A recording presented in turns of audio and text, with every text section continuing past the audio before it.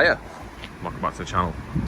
So we have in front of us a 335D BMW, and it has got a DPF issue, so it's not throwing a light on or anything like that, and it is regenning, but it is showing a code for a blocked DPF, but not to the point where it's putting it into limp dip mode or anything like that. So put it on live data, and I'll put it up on the screen now what it did. So on live data you can see that the pressures are that much, and you can see the RPM there, and as it revs up the pressure increases. And I'm not an expert on DPFs, but obviously that is too much because the car's saying it's too much.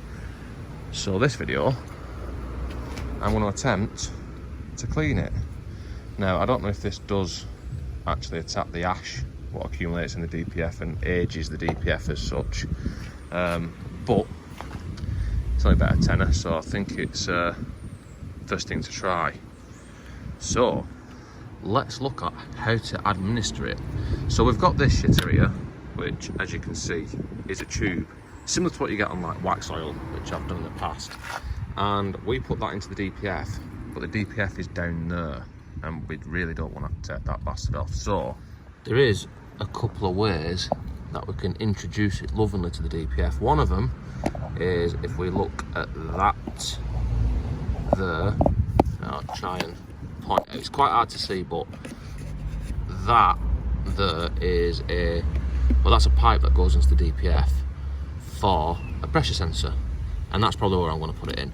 There's also, you've got the temperature sensor down there, but that could be a bit of a twat to get out, so that should be easy. So I need to pull that pipe off there. Yes, so that actually came off a lot easier than I thought it would, because it's, well, I did burn myself a few times because this is just been driven and it is red hot. And to do this treatment, now some places say that you're supposed to do it on a cold engine and some places say you're supposed to do it on a hot engine, so I'm just going to do it on whatever it is now, which is hot. And all I've got to do is insert that nice and carefully into there until it stops, and then give that a bit of a wank off, and then we just spray this into it and just keep on spraying it until, well, it says the entire contents of the can, which seems like it should be enough, so let's just do that. Squirt, squirt, squirt. And now that's stopped coming out, so that means that is probably empty. So let's get that out of there, and I need to put that pipe back onto that pressure sensor like that. So now we've just got to wait about 20 minutes, half an hour, and now it has been 20 minutes to half an hour. So the car is going to magically start whilst I'm going to film these tailpipes and see if anything comes out. Well, something's coming out of it.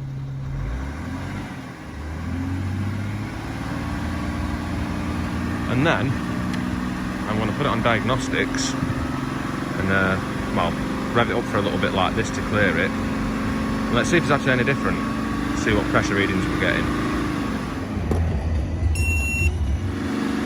And comparing the live data, which you can see on the screen now, it does seem to have dropped it down a bit, but it's not finished yet, so it should get better after a bit more revving and fucking about. And I need to call a regen to finish the process off.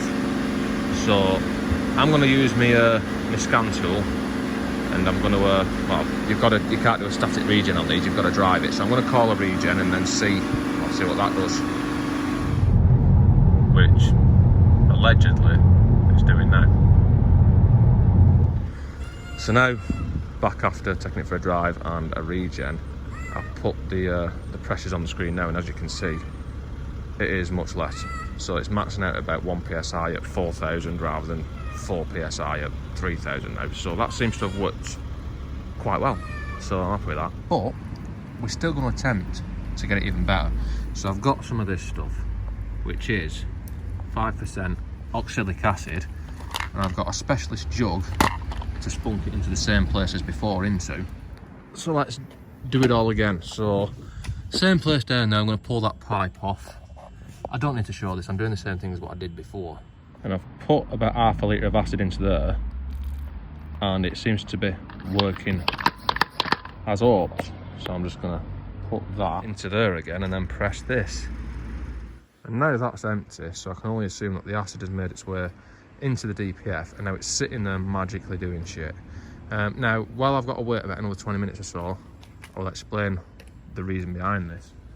So the DPF cleaners, none of them that I've seen advertise that they get rid of the actual, well, the ash. They all clean the soot and the crap away, but to clean the ash out, when the DPF sort of becomes to end of life, ideally you're supposed to put a new one on. That's what manufacturers say you're supposed to do. But they can be cleaned, they can be taken off, back flushed, chemically cleaned and what have you. And taking it off is a bit of a faff and fuck about. So, did a bit of research, and oxalic acid and various different acids seem to be the thing that attack the ash. So hopefully that's what that's doing. We'll see if it makes it any better than it was before. So I've got to leave it about 20 minutes now anyway. And as if by the magic of editing, it is 20 minutes later. So I'm going to put my phone at the exhaust again. I'm going to start the shitter up and see if anything comes out.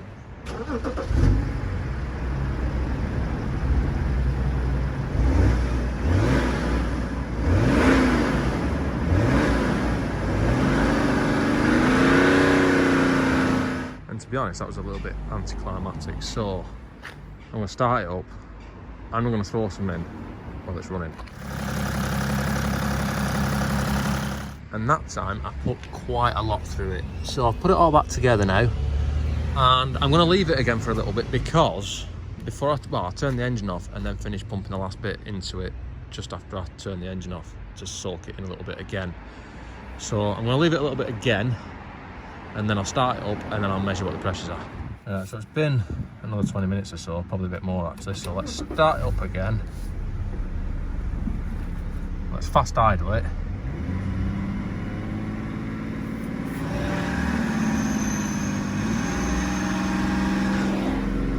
Nothing dramatic coming out the back that I can see. So let's plug the top scan in and let's see what we've got. I'll put it up on the screen as I'm doing this shit.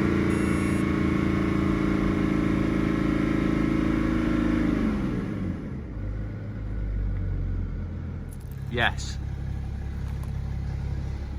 It seems to be still evacuating it.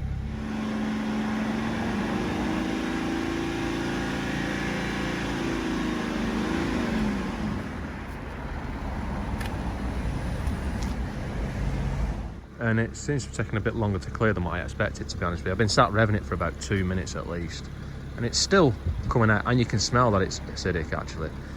So all that shit's come out down there, and now it's just smoking. It's getting thinner, but it is still smoking. What I put on the screen a minute ago was while it was clearing, and I thought it's a little bit higher than it was when we took it out and regened it and did the DPF clean. It's about 0.4 psi higher at 3000 RPM or whatever. I thought, oh shit, it's not worked. So obviously that's still in there, so I need to get that out before we can measure it again. What I did forget to mention before actually was that under load, before doing the original treatment, not this, but under load before doing the original treatment, it was actually getting up to like 12-13 psi, and then after doing it, after the regen and everything, it was only getting up to about 3 psi, and that's with the turbo blowing and everything. So the DPF treatment has worked really well. I'm just trying to get a bit more out of it, but I need to clear it before I can get a proper reading. And after a spirited drive around the block, it seems to have stopped smoking. So let's see what readings we've got, and I'll put them on the screen. Well, I'll put them on the screen now.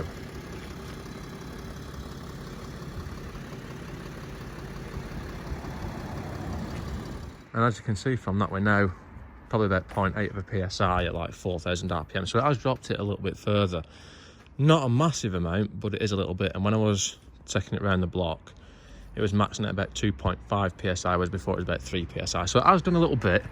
The thing that's done the main work, the way, is the DPF cleaner. The acid's probably just finished the job and helped it a little bit.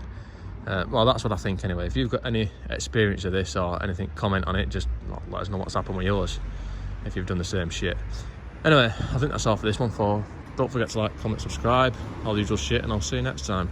And I'll just throw this on the end here. I've just put about maybe a litre and a half of water through it just to wash the acid away. And there's still some shit coming out actually, but yeah, I don't know if you need to do that or not, but I've done it anyway.